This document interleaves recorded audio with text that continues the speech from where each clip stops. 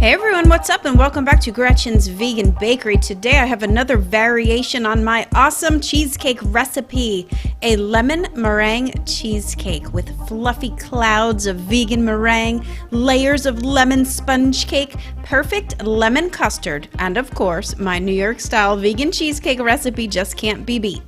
This isn't a difficult recipe to make, it's just that you do need several recipes to get it all together. First, I am making my super easy one bowl mix for vanilla cake with a good zing of lemon added to the batter. This is actually the same recipe I used for this awesome blueberry lemon loaf, but here I'm just leaving out the blueberries and baking it into cake pans instead of a loaf. It's literally a liquid into the dry method and then just mix it smooth. Bake it into two 7-inch cake pans, and then to make the cheesecake batter. My cheesecake recipes are equally simple in that you just throw everything into the food processor and whiz it up smooth. Go ahead and bake that cheesecake in the same size pan, I'm using 7-inch, in a water bath for about an hour. Once the cakes are cooled and the cheesecake is baked and cooled and cold and set, you can then make the lemon custard. It's a combination of plant milk and water and lemon juice, and the sugar and the cornstarch are already in there. I add a pinch of turmeric for color and then some lemon zest. Get it to the stove and bring it to a boil, stirring constantly, and then add the vanilla extract. Now you can build the cake.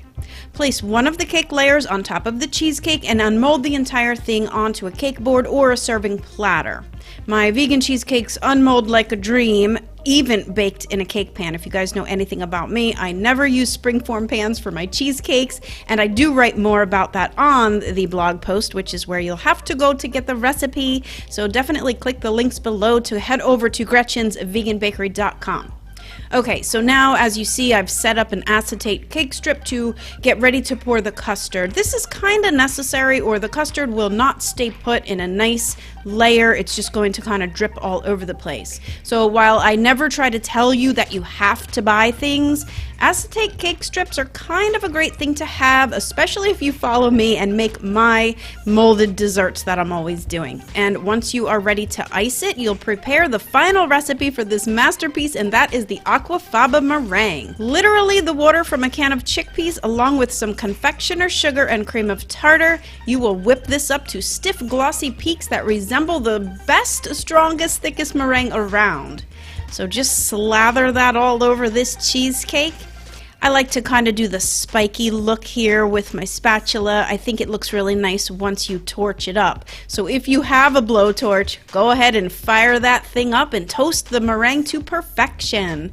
This cake is seriously the perfect balance of creamy New York style cheesecake, tart and zingy lemon custard with soft spongy lemon cake in each bite.